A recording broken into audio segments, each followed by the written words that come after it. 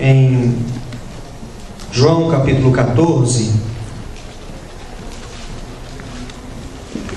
versículos de 1 a 6.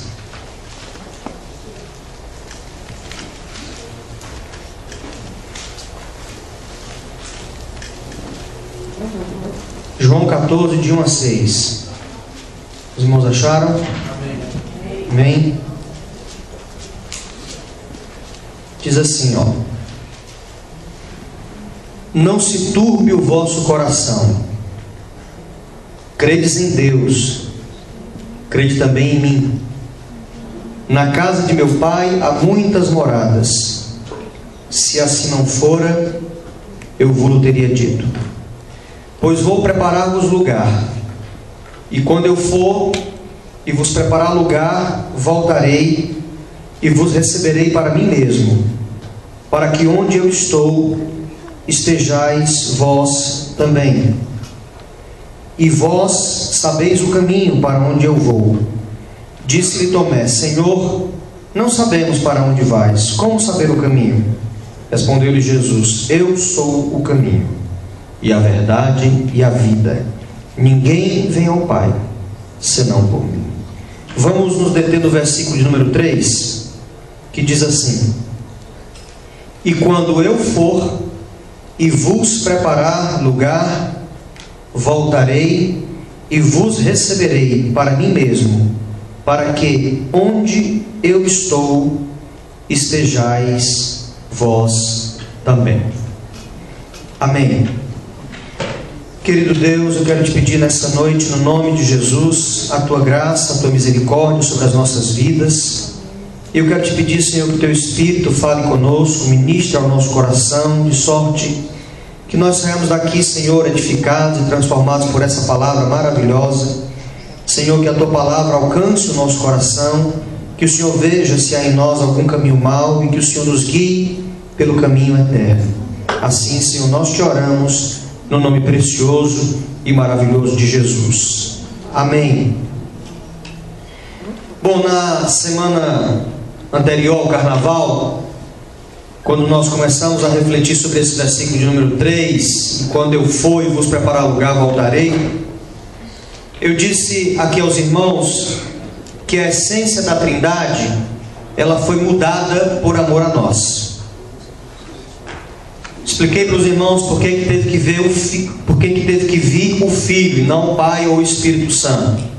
O Pai não poderia vir, porque o Pai é aquele juiz, aquele Pai severo do Antigo Testamento. O Espírito não poderia vir, porque o Espírito é Espírito. Então, na Trindade restava o Filho para vir, e o Filho veio para resgatar a humanidade do seu pecado, da sua queda. Então a Trindade foi mudada quando Jesus diz: eu vou voltar e vou preparar lugar. Então Jesus está na glória, está junto do Pai, mas ele tem um corpo glorificado. Ele não é mais como ele era antes de ser homem. Jesus, antes de ser homem, era o Verbo. E aí a palavra de Deus diz que o Verbo se fez carne.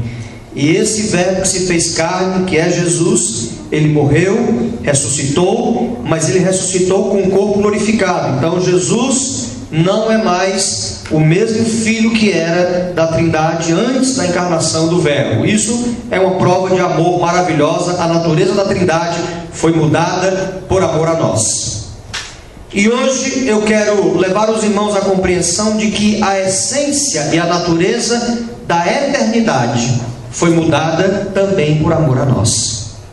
Primeiro, a essência da Trindade foi mudada por amor a nós, ou seja, o Pai e o Espírito continuam como Pai e Espírito, mas o Filho não é mais o Filho, o Verbo que era antes. O Filho agora é um corpo glorificado, divino 100% e humano 100%. E isso é um mistério da fé. Mas a eternidade também foi mudada por amor a nós. Que eternidade? O céu mudou por minha causa e por sua causa. E hoje nós vamos conversar sobre isso aqui. E esse é um outro assunto que é polêmico. porque tem a ver com um conceito que a gente tem de céu, de eternidade, que eu não sei nem se os irmãos têm algum conceito sobre céu, sobre eternidade. Alguns irmãos aqui dizem que vão para o céu, mas eu não sei nem se você pensa como é que é o céu. Muitos líderes, muitos pastores não têm nem ideia como é que vai ser o céu. A palavra de Deus não é muito clara sobre como é que vai ser o céu. Seguramente algumas coisas não serão o céu que as pessoas estão imaginando. Então é um assunto um tanto polêmico, mas eu preciso falar sobre ele. E é polêmico porque a gente tem uma capacidade muito forte de cristalizar alguns conceitos, e muitos desses conceitos são firmados em absolutamente nada. E aí, quando alguém fala alguma possibilidade diferente daquela que nós estamos acostumados a cristalizar, a gente acha que é polêmico. Então, quando eu falei que a Trindade eterna sofreu alteração, naquela que eu considero a mais forte demonstração do amor de Deus para com o homem, eu sei também que algumas pessoas não concordam com isso. Dizem, não, a Trindade é imutável. Talvez até alguns teólogos católicos romanos não concordam com isso, mas eu acredito que a Trindade mudou por minha causa, por sua causa, por amor a mim e a você. E a eternidade também mudou. Então escute, se a Trindade mudou por amor a mim e a você, o processo do relacionamento de Deus com o homem precisava continuar e não poderia se esgotar com a morte, a ressurreição e a ascensão de Jesus à glória. Teria que continuar. Porque para o homem se relacionar com o Senhor de forma plena, eles precisariam se encontrar em algum momento, depois da morte de Jesus. E a grande questão é, onde é que nós vamos nos encontrar com Jesus? Como é esse lugar que nós vamos nos encontrar com Ele? Se é que nós vamos para lá. Eu espero que você vá, porque eu sei que eu vou. E a minha musiquinha é a mesma musiquinha que quando a gente era novo convertido. Se você não vai, não impeça a mim, caminhando eu vou para Canaã. Não é? Então, eu sei que eu vou. Eu espero que você vá. Eu espero que você vá. E eu espero que você esteja certo que você vai para lá. E como é lá? É isso que a gente vai tentar descobrir hoje. E sobre a eternidade, sobre o céu, a gente tem uma compreensão de senso comum, de que o Senhor Deus habita no céu. Papai do céu. Não é isso que a gente ensina para as crianças? Papai do céu não gosta disso. Papai do céu não gosta daquilo. Olha, não faça isso que o Papai do céu está vendo. Então a gente tem uma concepção de senso comum de que Deus, o Senhor Deus, está no céu. E nós pintamos paisagens desse lugar com tintas de diversos matizes. A gente pensa no céu, por exemplo, como um jardim. Tem gente que pensa a eternidade como um jardim.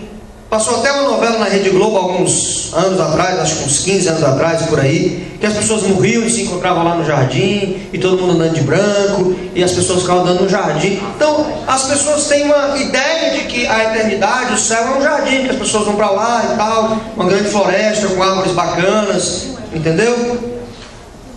A gente tem a concepção do céu, um cenário completamente branco. Por exemplo, chega lá no céu, é aquele ambiente clean, com aquela maquininha de fazer aquela fumacinha e tal, e todo mundo ali conversando muito, serenamente. A compreensão errada que a Igreja Católica Romana tem de que Pedro tem a chave do céu nos leva a contar inúmeras anedotas de que o céu tem um portão, que Pedro fica lá na porta, e aí entra um e entra outro, e ele fica contando quem entra, quem não entra. Temos inúmeras piadas sobre as pessoas chegando no céu. A gente tem a ideia de que o céu é um lugar assim, que a gente chega e tem uma porta aqui que é do céu, outra porta aqui que é do inferno, do lado do outro assim. E, enfim, a gente vai brincando, a gente vai falando, mas ninguém sabe muito bem como é que funciona a coisa lá. Porque nós nunca estivemos lá. Só quem sabe é Jesus, porque Ele esteve lá. E quem foi para a eternidade não volta para dizer como é que foi. Não dá para a gente para a gente ter certeza dessas coisas. A gente brinca com o céu. Alguns escritores famosos fizeram do céu uma inspiração em algum momento da sua arte de escrever. Mas a grande verdade, irmãos, é que nós estamos meio que órfãos de informações a respeito desse lugar para onde nós vamos. Eu acredito que é um lugar maravilhoso porque Jesus está lá. E para mim o céu só é bom porque Jesus está lá, porque também se ele não tivesse, eu também não queria estar lá. E se Jesus estivesse no inferno, eu tenho certeza que o inferno era melhor do que o céu, porque Jesus está lá. Então, a Bíblia não nos dá muitas pistas de como é esse lugar. Nós sabemos que ele é a promessa que tem trazido esperança ao coração dos aflitos, e tem trazido conforto ao coração daqueles que estão enlutados, que estão sofrendo pela morte de alguém. Nós que somos da confissão cristã, acreditamos que vamos nos encontrar com os nossos irmãos que morreram na esperança da glória. O céu é o descanso para todos os que enfrentam batalhas espirituais e as vencem em Cristo. E a eternidade, meus irmãos, eu tenho a impressão que hoje pregar e falar sobre a eternidade é um discurso, que eu estou fazendo um discurso aqui de público vazio, porque ninguém está muito afim de ir para lá. Hoje nós estamos afim de saber como é que Deus pode resolver os meus problemas aqui agora, como é que Deus pode me ajudar, entendeu? Eu ter uma vida boa aqui e agora.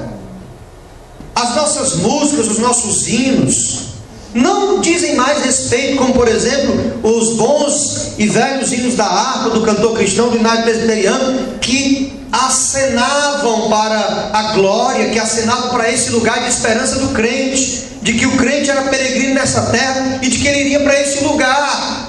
A gente cantava: ó, que saudosa lembrança tenho de ti, ó Sião. Quer dizer, nós não fomos nem para o céu, mas tínhamos saudade do céu, não é? Não almejas viver, ó amigo, nessa formosa Jerusalém. Toda música que você cantava remetia à eternidade. Hoje toda música que você canta remete a vitória tem sabor de mel.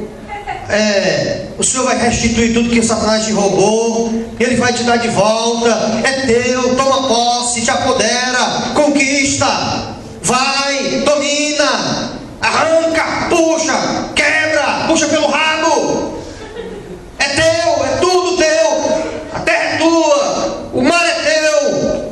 Então a gente vai cantar uma música sobre o céu, ninguém acha, a gente fica procurando e caçando, e não tem uma musiquinha que conte sobre a eternidade, porque ninguém mais está afim de ir para a eternidade.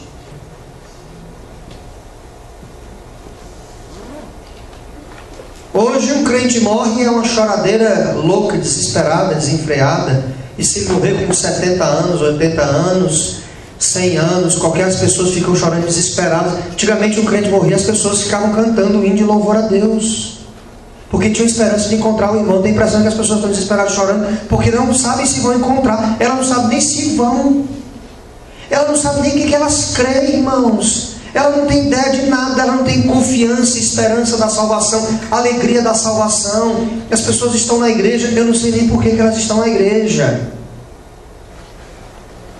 Talvez porque a igreja se transformou num clubinho legal, bacana, onde as pessoas vão, onde tem umas menininhas bonitinhas, cocotinhas e tal, e é legal de ficar ali, mas não tem mais esperança. Nós não aprendemos a glória, por isso não aprendemos mais a morrer.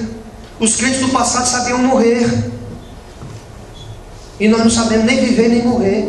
Nós, os crentes modernos, não sabemos nem viver e nem morrer. Por isso é que eu prefiro o João de Santo Cristo, que era santo, que sabia morrer. O João de Santo Cristo era lá do Renato Russo, o Faroeste Caboclo, que eu acho uma pérola, aquela canção, eu acho maravilhosa aquela canção, não é? O João de Santo Cristo é mais macho do que muito crente, mais homem do que muito crente, que sabia morrer. Mas enfim, meus irmãos, o céu existe, é o lugar da morada do Senhor. E Jesus disse: eu vou para lá preparar esse lugar para vocês. tem impressão, irmãos, que o lugar, pelo tempo que a obra está demorando a ser feita lá, porque já tem 2 mil anos que o cara está fazendo a reforma, irmãos, deve ser um lugar maravilhoso demais. Eu tenho a impressão que vai ser mais bonito que a fortaleza dela. Eu espero. Então a obra está a todo vapor. Ele disse: eu vou para lá, galera, eu vou preparar um lugar para vocês. Ele está ajeitando os detalhes. E meus irmãos, ele disse: eu vou, mas eu volto. É outra coisa difícil você achar uma cantiga, uma música na igreja que fale da volta de Jesus. Não tem mais, irmãos. As músicas que a gente canta da volta de Jesus é Alfa, e essa música é de 1900 e cachorro lascou a boca. Porque não tem mais uma canção que se fala da volta, da esperança da volta de Jesus. Estamos nos esquecendo que a nossa herança, que a nossa vida, que a nossa história não se findará nesse mundo. Mas nós estamos embevecidos com tudo isso, estamos embriagados com esse mundo, queremos as coisas desse mundo, estamos negociando com o pecado, estamos coniventes com toda essa patifaria desse mundo, porque perdemos a esperança da vinda de Jesus. Alguns pastores nem acreditam mais que Jesus vai voltar. Falou que ia voltar, não vai voltar mais, já passou 2 mil anos. Ele disse que ia voltar. Das duas, uma: ou ele é mentiroso, ou o pastor que disse que não volta mais é mentiroso. Como Jesus nunca mentiu, eu prefiro acreditar que o pastor que disse que não vai voltar mais é mentiroso. Porque Jesus nunca mentiu. Ele disse: eu vou voltar. Como ele não disse o dia, irmãos, eu estou preparando a minha vida. Ele disse: eu vou preparar um lugar. Eu tenho a impressão, irmãos, que a casa lá vai ser melhor do que a minha. Eu tenho a impressão que quando eu chegar lá, as ruas serão... Se é que tem ruas, a Bíblia fala lá de ruas de ouro, mar de cristal, mas eu não quero que seja rua de ouro ou de... Nós não vamos começar a brigar de novo no céu para cada um arrancar um pedaço de ouro. Eu tenho a impressão que aquilo ali o que é uma rua de ouro, irmãos? É uma coisa muito maravilhosa.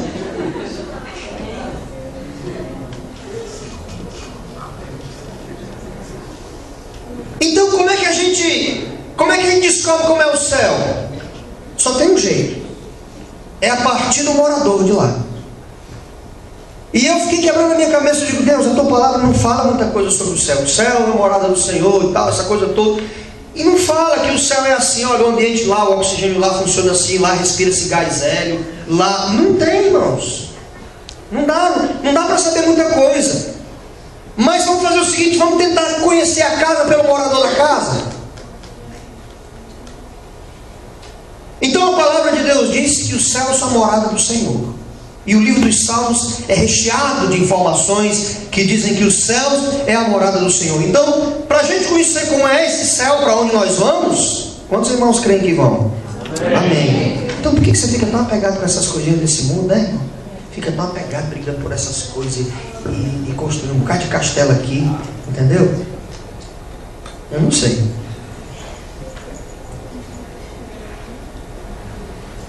Vamos conhecer esse lugar pelo morador ilustre que lá está habitando, que é o Senhor Deus. E quem é esse morador? O Senhor Deus habita em glória. O Senhor Deus habita no céu para onde nós vamos. Então, vamos conhecer. Vamos fazer aqui o CSI espiritual. Não é verdade? Vamos colher as informações de quem mora lá para a gente saber como é a casa. Então nós vamos fazer aqui uma brincadeira de detetive, irmãos. Vamos fazer uma investigação. Sabemos que o céu tem um morador. E a Bíblia diz que uma das características desse morador é que ele é santo. Diga depois de mim: Deus é santo. Deus é santo. Diga para o irmão do seu lado: Deus é santo. Deus é santo. Todo o nosso conceito de santidade, e dessa santidade que fala que Deus é santo, está no Antigo Testamento. E há um texto emblemático desse particular, que trata desse particular da santidade de Deus. Levíticos capítulo 11 e versículo 45. Se você puder abrir a sua Bíblia, Levíticos capítulo 11 e versículo 45.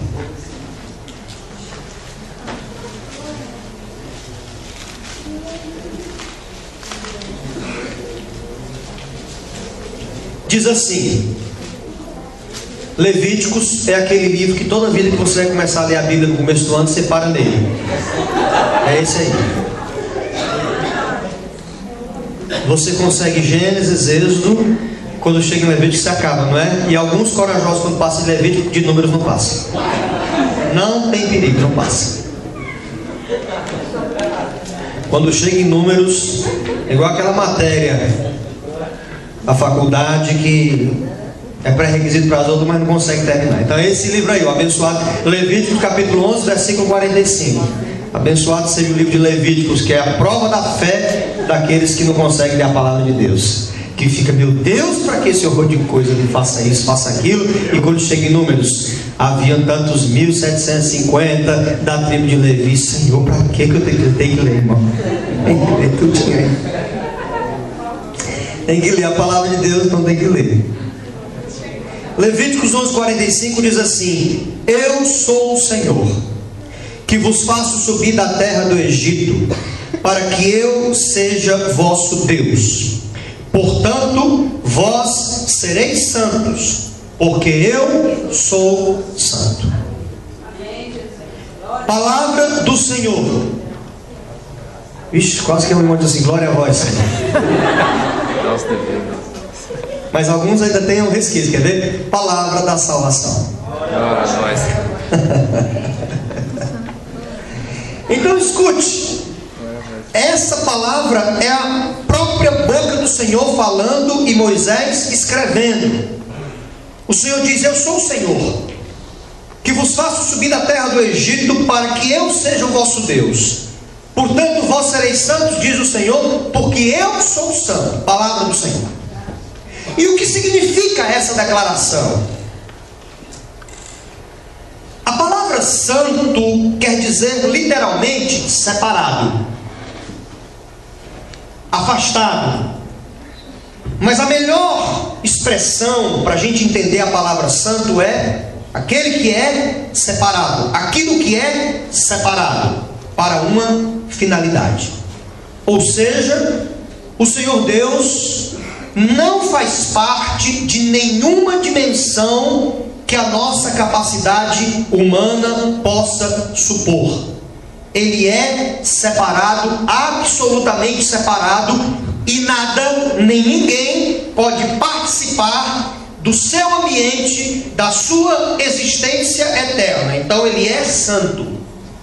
Os anjos não podem participar da sua existência eterna. Os homens não podem participar da sua existência eterna. A natureza não pode participar da sua existência eterna. Somente Ele, o Pai, Filho e Espírito Santo, são separados e vivem eternamente, subsistem eternamente em glória, em majestade, em poder, sem depender de nada, nem de ninguém, criando todas as coisas, por ninguém foram criados. Eles são como três pessoas, um só Deus, absolutamente separado de tudo e de todos. Quem entendeu diz amém. Amém. Quem não entendeu diz amém do mesmo jeito. Amém. Amém.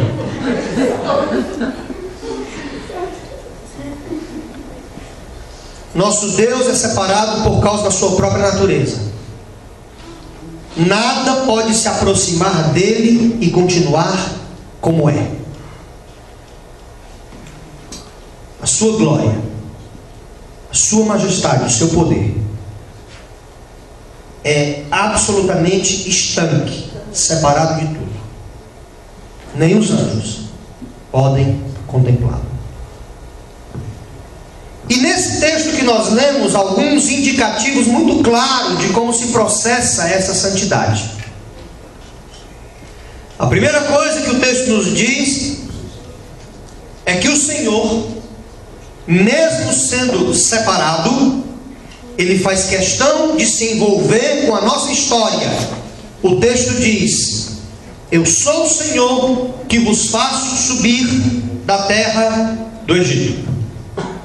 Ou seja, Esse Deus de quem nós estamos falando, que habita na eternidade, que habita no céu, para onde nós vamos, mesmo sendo santo e separado de tudo, Ele mesmo assim participa da nossa história. Quando Ele tira o povo de Israel do Egito, Ele tira a minha vida também do pecado, Ele se envolve com a minha vida. Então esse Deus que é separado, mesmo assim, Ele não precisa de mim nem de você, mas mesmo assim Ele vem e interfere na minha vida e na sua vida, na minha história e na sua história. Sabe por que as pessoas vão para o inferno, irmão? Não é porque Deus seja mau e diz assim, você vai para o inferno, eu quero que você vá para o inferno de forma predestinianista, como alguns querem, como errou Calvino, como erram os predestinianistas, dizendo que Deus escolheu ninguém para ir para o inferno. Sabe por que as pessoas vão para o inferno, irmãos? Porque é assim, ó, esse Deus que não precisa de ninguém, Ele entrou na nossa história, Ele nos deu a sua própria glória, e nós dissemos assim, eu não quero. Tá bom, você não quer, problema seu. Você rejeitou, problema seu. Os irmãos entenderam?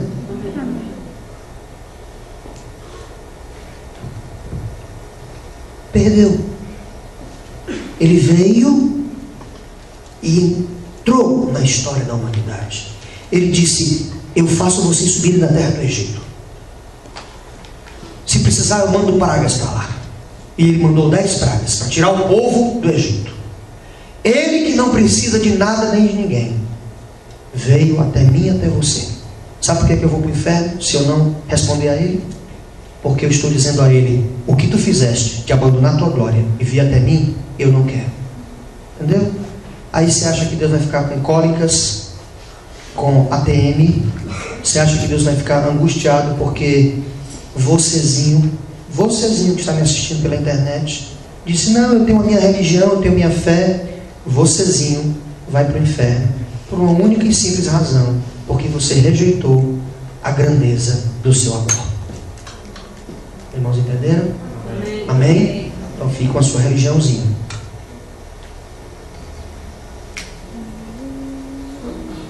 Ele se envolve com a nossa história, mesmo sendo separado. Segunda coisa que esse texto nos diz é que mesmo sendo separado, Ele tem desejo de se relacionar conosco na exata dimensão que esse relacionamento permite. Ele é o Senhor e nós os seus servos. Ele tem desejo de se relacionar com a gente. O texto diz assim, eu vos tiro da terra do Egito para que eu seja o vosso Deus. Ou seja, eu quero me relacionar com você, mas o relacionamento é o seguinte, eu sou Deus, você é. Eu sou criador, você é criatura. Meus irmãos, algumas pessoas começam a questionar o inquestionável. Não, porque nós não temos que nos relacionar com Deus como se Ele fosse Deus e nós não fôssemos nada. Na verdade, deixa eu me dizer, Deus é Deus e você e eu não somos nada. E ponto final. E mesmo assim, Ele quis se relacionar comigo e com você para que eu seja o vosso Deus.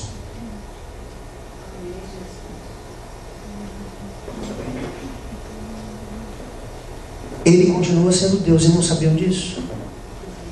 E nós é que precisamos aprender a ser servos. O problema é que falar de ser servo na perspectiva moderna é difícil, porque os crentes modernos aprenderam a ser Senhor. E querem ser Senhor das coisas, inclusive de Deus. E de cobrar de Deus, e de exigir de Deus, e de dar prazo a Deus.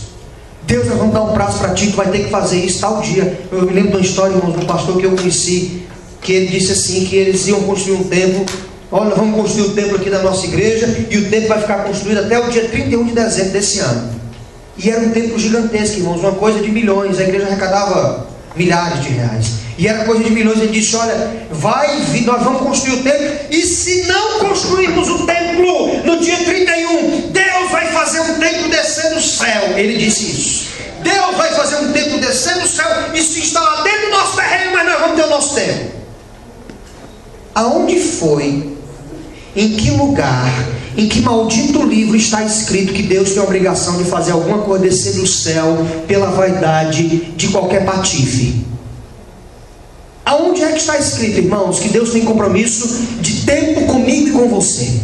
Ora, Os discípulos chegaram e disseram assim: o Senhor nos diz o tempo. Ele disse: nem eu sei o tempo, que não nos compete saber tempos ou épocas.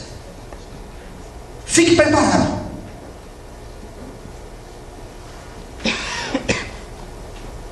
Apareceu no século passado um monte de gente dizendo o dia que a época que Jesus ia voltar.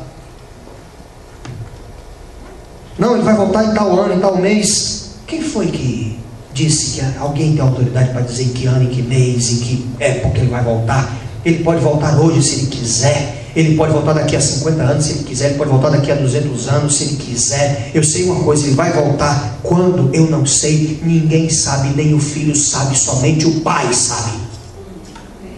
Aí aparece um bocado de gentinha dizendo assim: não, é mais ou menos os tarólogos da fé.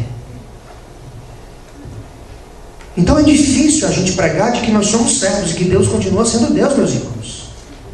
Nós não somos nada. Você não é nada. Eu não sou nada. A glória é dele. A honra é dele. O poder é dele. E ele continua sentado num trono eterno, com cetro regendo todas as coisas. E eu e você somos nada. E se nós morrermos hoje, amanhã fará 24 horas e acabou. É a coisa mais importante que vai acontecer se você morrer, é que amanhã fará 24 horas.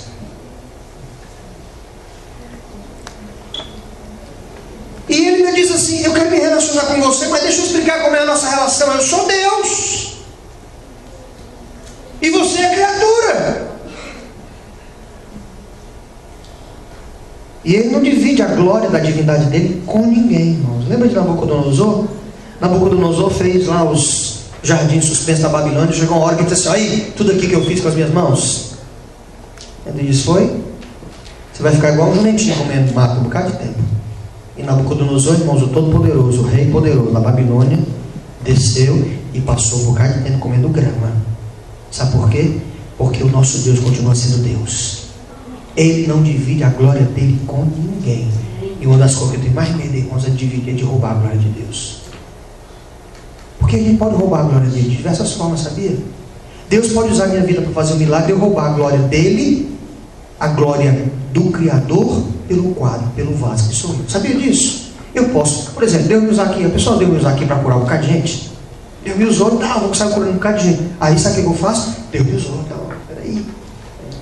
O cara sou eu. Eu sou o cara. Eu sou abençoado. Eu sou iluminado. Ah, irmãos, eu não quero nem estar perto quando tal pessoa se encontrar diante dele. Eu não quero nem estar perto. Ele vai dizer assim: vem cá, quem foi que deu a você o direito de roubar minha glória? Se nem meu filho roubou. Se meu filho, quando fazia milagre, dizia às pessoas: não conte a ninguém. Se o meu filho, quando ressuscitava as pessoas, dizia: não fale para ninguém. Se meu filho, quando expulsava os demônios, dizia assim: fique lá na sua terra, não me acompanhe, eu não quero você atrás de mim, não me perturbe, vá e pregue na sua cidade. E você, quem deu a você a autoridade para roubar a minha glória?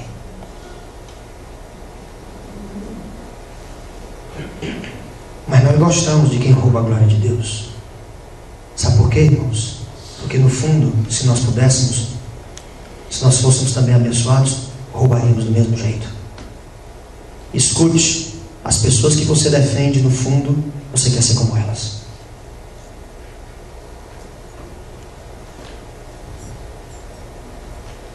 Quem você defende, do jeito que você defende, é porque no fundo o seu coração é igual à pessoa que está fazendo aquilo.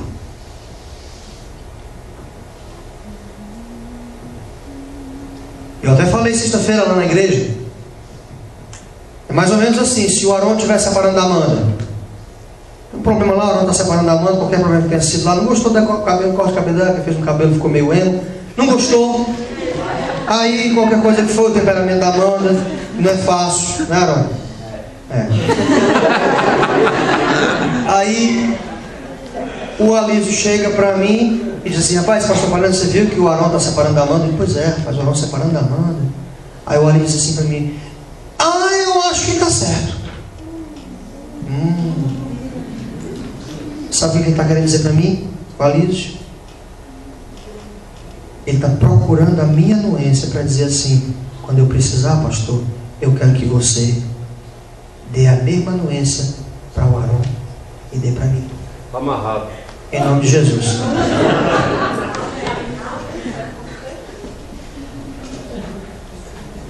Dá um abraço na mão aí, para ela ficar. Glória a Deus. Então escute. O Senhor é o Senhor e nós somos os servos. Vamos dizer juntos: eu sou servo. E Ele é o Senhor. Amém. A terceira coisa que está aqui no texto, irmãos, é que a proposta do relacionamento daquele que habita no céu, que nós queremos ir, para onde Jesus foi preparar um lugar. E para a gente entender esse céu, a gente tem que entender o morador de lá. A proposta de relacionamento só é possível se nós, os que estamos cá embaixo, nos mantivermos ajeitados para alcançá-lo. O texto diz assim: portanto, vós sereis santos, porque eu sou santo. Então é assim, ó. Ele diz assim: você quer morar onde eu estou? Você quer viver onde eu estou vivendo? Só tem um jeito, querido. Você tem que ser santo, porque eu sou santo. E entre eu me tornar um pecador e você se tornar santo, é melhor você se tornar santo, porque eu não vou tornar pecador. Irmãos, é assim que funciona. Quer morar no céu? Tem que ser santo. Enquanto ele fizer sentido em nossa história, enquanto nós o reconhecermos como o Senhor das nossas vidas, enquanto nos separarmos dos valores deste mundo, nós poderemos manter um relacionamento com Ele e ter a certeza de que vamos então morar no céu. Então, nessa direção, escute bem: o céu não é um lugar para nós. O céu é a morada do Santo Eterno, do Senhor que não se contamina com nada ou com ninguém. Preste atenção, não vá sair daí por aí dizendo que nós não vamos morar no céu, não. Deixa eu terminar de falar. Me dê a preferência. O céu essencialmente não é um lugar para mim e para você. Em essência é a morada do Santo Eterno, que é o Senhor. Mas Jesus disse que iria nos preparar um lugar para nos receber neste lugar. Então, meus irmãos, só tem uma explicação: alguma coisa mudou na eternidade. E a verdade é que alguma coisa mudou também aqui embaixo, aqui conosco. Preste bem atenção, porque agora é o melhor do que eu quero falar. A obra de Jesus na cruz do Calvário fez por nós o que a lei de Moisés não conseguiu fazer. E por isso, irmãos, é que eu tenho reservas. Eu já falei isso 52 vezes, estou falando 53 vezes. Eu tenho reservas com o Antigo Testamento, porque o Antigo Testamento é a lei. E a obra de Jesus fez por nós o que a lei não conseguiu fazer. Qual era o propósito da lei, irmãos? Nos tornar santos. A proposta da lei era nos tornar separados. Dizia assim: não faça isso, não faça aquilo, não vá por aqui, não corte o cabelo, não bota aqui, bota a roupa para cá. A mulher que não estiver menstruada, afasta ela para lá. Não bote aqui, não pegue no rato, não come essa comida, não faça aquilo. É melhor ficar no canto parado, fica parado.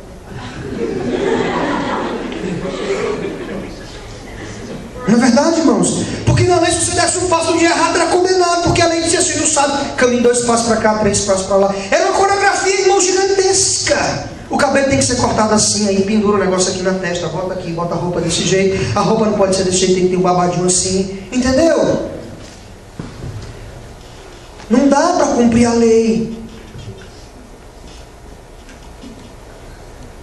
A lei é dura demais, irmãos. A proposta da lei é nos santificar, mas não dá para a gente ser santo pela lei, porque a lei olha para a gente e diz assim: não pegue, não toque, não beije, não abrace. Se pegar, pegue com a mão por baixo, pegue com a mão por cima, vire a mão desse jeito.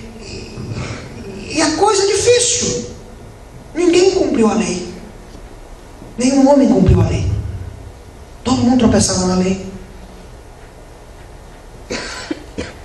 Eu tenho a impressão que algumas pessoas já andavam com um pombinho debaixo do braço.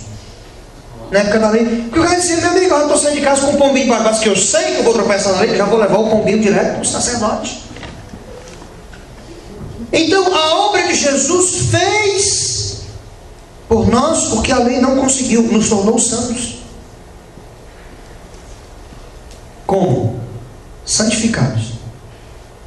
Santificado significa aquele que sofre o efeito da santidade.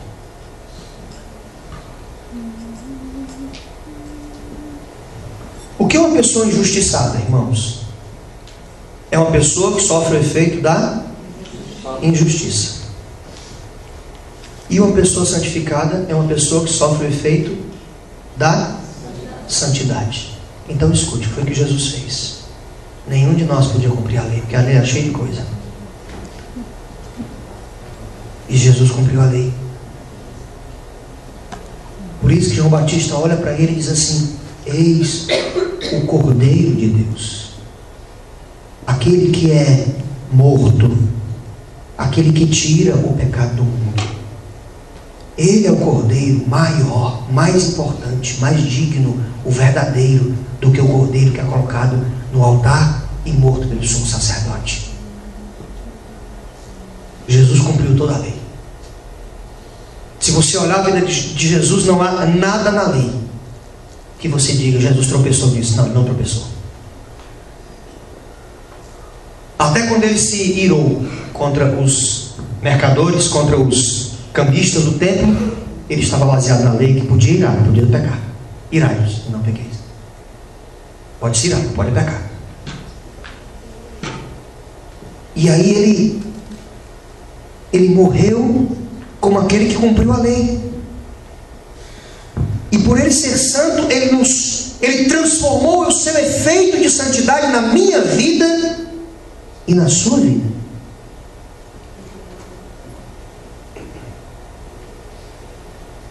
E por isso nós vamos poder morar no céu. Porque nós somos tornados santos. Qual é a nossa dificuldade com a Igreja Católica Romana? E essa semana, irmãos, eu estava vendo o catecismo da Igreja Católica Romana no rádio. De vez em quando eu assisto a Rádio Dom Bosco, que é melhor do que muita rádio evangélica. Mas eu estava vendo o catecismo e ouvindo o catecismo, o rapaz explicando o catecismo. Ele começou até bonitinho, mas no meio para frente ele se perdeu todinho, falando das obras, que a gente tem que fazer as obras. A nossa dificuldade com a Igreja Católica é que a Igreja Católica acredita na santidade como fruto das obras que a pessoa faz. Isso é lei. E nós acreditamos que nós somos santos porque Jesus nos santificou. E nós fazemos obras não para alcançar a santidade. Nós fazemos obras porque nós somos frutos da santidade de Jesus. Quem entendeu diz amém. Amém. Então, irmão, você já foi santificado. Sabe por que o pecado na vida do crente é muito pior do que na vida do descrente? Porque você pegou a santificação que Jesus fez com você e você jogou na lama de novo. Está entendendo? Por isso que é pior do que o descrente. Porque o descrente, ele já está onde? Na lama. Se o descrente está mais sujo ou menos sujo, não importa nada, ele já está sujo do mesmo jeito. Está sujo, se suje mais. Agora você que já brilhou na sua vida a luz do Evangelho e você conduz a sua vida no pecado, você está pegando a obra que Jesus fez por você de santificar a sua vida e você está jogando essa obra de novo na lama. O que é que tem que acontecer com você? Tem que apanhar até aprender. É o devorador que vem. É o preço da culpa que vem. Porque você jogou na lama o que Jesus já fez por você. Quem entendeu diz amém. Amém. Nós fomos santificados e temos que entender isso. E o apóstolo Paulo usa uma expressão fabulosa em 1 Coríntios capítulo 1, do versículo 1 ao versículo 3.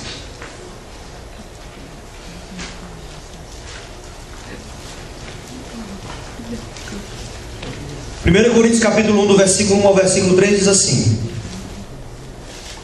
Paulo, chamado pela vontade de Deus para ser apóstolo de Jesus Cristo, e o irmão Sóstenes, a igreja de Deus que está em Corinto, aos santificados, aos santificados, chamados para ser santos, com todos que em todo lugar invocam o nome do nosso Senhor Jesus Cristo, Senhor deles e nosso. Graça a vós outros e paz da parte de Deus nosso Pai e do Senhor Jesus Cristo. Paulo trata a igreja de Corinto como a igreja dos santificados, chamados para ser santos. Sabe qual é a sua vocação, irmão? Você foi chamado para ser santo. Você está sendo santo? Você está vivendo uma vida separada desse mundo? Ou você quer se parecer e andar coloiado com a turma desse mundo, macumunado com as coisas desse mundo? É isso que você quer? Então vá! Vá-se embora! E se envolva com o pecado até a morte. Acabou aqui.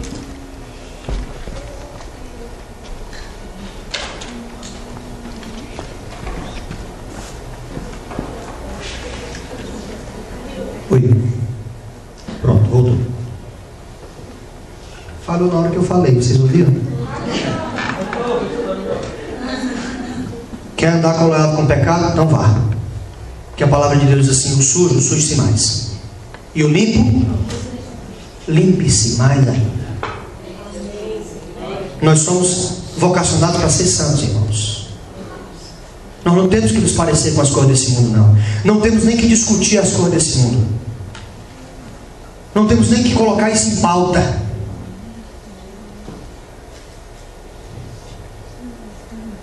Alguns irmãos acham que o pastor Palino é muito radical porque eu digo que crente que é crente não assiste novela.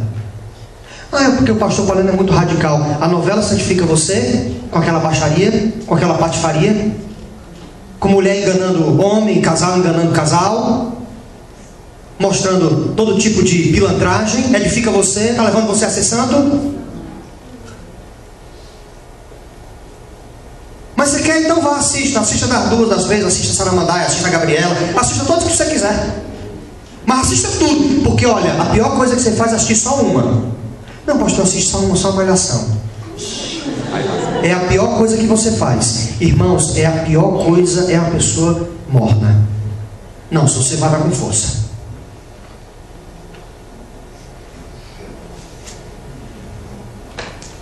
Nós somos chamados para ser separados desse mundo, irmãos. Nós não temos nada com os valores desse mundo. A nossa herança é a glória eterna. E o apóstolo Paulo nos dá uma outra declaração maravilhosa em 1 Coríntios ainda, capítulo 6, do versículo 8 em diante. Diz assim: mas vós mesmos fazeis a injustiça e fazeis o dano, e isto aos próprios irmãos. Ou não sabeis que os injustos não herdarão o reino de Deus? Não vos enganeis. Paulo está falando aqui que não vai para a eternidade. Nem os impuros, nem os idólatras, nem os adúlteros, nem os efeminados, nem os sodomitas, nem os ladrões, nem os avarentos, nem os bêbados, nem os maldizentes, nem roubadores herdarão o reino de Deus. Tais, olha o que ele diz: fostes alguns de vós, mas vós vos lavastes. Mas fostes, o que, irmãos? Santificados, fostes justificados em o nome do Senhor Jesus Cristo e do Espírito do nosso Deus. Aí ele diz: todas as coisas me são lícitas, mas nem todas convêm. Todas as coisas me são lícitas, mas eu não me deixarei dominar por nenhuma delas. Escute, nós já fomos lavados. Não nos sujemos novamente. O céu é a habitação separada do Senhor Deus, porque Ele mesmo, por sua própria natureza, é separado de tudo e de todos. A criação inanimada, as plantas, não herdarão o reino de Deus. Os animais não herdarão o reino de Deus. Os anjos não habitam diante da sua glória. A palavra palavra de Deus diz que eles ainda precisam cobrir o rosto. Há uma dimensão onde somente habita o Pai, o Filho e o Espírito Santo. Mas escute, por causa de Cristo, por causa da sua obra de redenção e santificação, todos os que o recebem têm a certeza de que um dia estarão com o Pai, com o Filho e com o Espírito Santo, nesse lugar separado para Ele, por causa da cruz, agora para nós. Quer ver? Existem algumas declarações que valem a pena ser lembradas. João 3,16 diz assim: porque Deus amou o mundo de tal maneira que deu o seu Filho unigênito para que todo aquele que nele crê não pereça, mas tenha a vida eterna. João capítulo 3, versículo 36 diz: por isso, quem crê no Filho tem a vida eterna. O que todavia se mantém rebelde contra o Filho não verá a vida, mas sobre ele permanece a ira de Deus. Ainda em João capítulo 5, versículo 24 diz: em verdade vos digo, quem ouve a minha palavra e crê naquele que me enviou tem a vida eterna, não entra em juízo, mas passou da morte para a vida.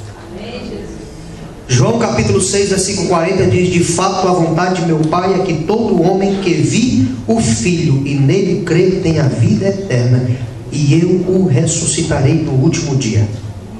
Ainda no Evangelho de João capítulo 6, versículo 47 diz: em verdade vos digo, quem crê em mim tem a vida eterna. João capítulo 6, versículo 54 diz: quem comer a minha carne e beber o meu sangue tem a vida eterna, e eu o ressuscitarei no último dia. Pastor Palhano, não é São Francisco não que faz isso com a gente? Foi São Francisco que disse que vai lhe dar a vida eterna. Pastor Palhano, eu vou ter que tocar. Não é a Virgem Maria não? Aonde foi que você viu, você que está me assistindo, em que lugar você viu, em que livro bendito ou maldito você ouviu a Maria dizendo que ela vai dar vida eterna a alguém? Aonde está escrito em lugar algum? Nem no catecismo da Igreja Católica, que eu já li, não tem. Não tem São Francisco, não tem Allan Kardec, não tem ninguém que diga, aquele que crê em mim tem a vida eterna. É preciso ser muito macho para dizer um negócio desse, não é, irmãos? É preciso ser muito Jesus para dizer um negócio desse, não é não? Ele disse: eu sou o caminho, a verdade e a vida. Ninguém vem ao Pai senão por mim. Não é ninguém vai ao Pai, não, é ninguém vem ao Pai, porque quem vê a mim vê ao Pai, disse Jesus. João capítulo 17, versículo 3: e a vida eterna é esta, que te conheçam a ti, o único Deus verdadeiro, e a Jesus Cristo, a quem enviaste. Romanos capítulo 6, versículos 22 e 23, diz assim a palavra do Senhor: agora, porém, libertados do pecado, transformados em servos de Deus, tendes o vosso fruto para a santificação e por fim a vida eterna. Porque o salário do pecado é a morte, mas o dom gratuito de Deus é a vida eterna em Cristo Jesus, nosso Senhor. Gálatas capítulo 6, versículo 8 diz assim: porque o que semeia para a sua própria carne, da carne colherá corrupção, mas o que semeia para o Espírito, do Espírito colherá a vida eterna. 1 de João capítulo 2, versículo 25 diz assim: e esta é a promessa que Ele mesmo nos fez, a vida eterna. 1 de João capítulo 5, versículo 11 e 13 diz assim: e o testemunho é esse, que Deus nos deu a vida eterna, e esta vida está no seu Filho. Estas coisas vos escrevi, a fim de saberes que tendes a vida eterna, a vós outros que credes em o nome do Filho de Deus. O que é o céu? Um lugar separado. Quem é que mora lá? Um Deus santo. Quem é que pode morar lá? Todos os que recebem o Filho e por Ele são santificados. É isso, irmãos.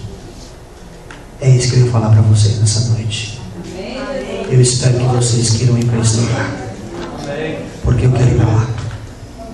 Eu só estou aqui, irmãos, para pregar o Evangelho, e para terminar de criar meus filhos. Porque não tem nada aqui que eu queira mais, irmãos. Não tem nada nesse mundo que eu queira. Eu quero ir para lá. E eu não quero me enganchar com nada nesse mundo. Não quero. Porque a nossa herança não é aqui. Eu não quero deixar nada para meus filhos que não seja o temor ao Senhor. Porque se eles tiverem temor ao Senhor também, eles vão se encontrar comigo lá. Porque eu vou primeiro. E eu quero que quando eu for, os meus filhos digam assim: pai, pode esperar que nós estaremos chegando lá. É o que eu peço a Deus. Deus, não deixe os meus filhos se afastarem de ti. Não me deixe me afastar de ti. Não me deixe me engabelar pelas coisas pobres deste mundo. Porque existe uma glória que nos espera. Amém? Você vai para lá? Tem certeza disso? Fique em pé nessa noite.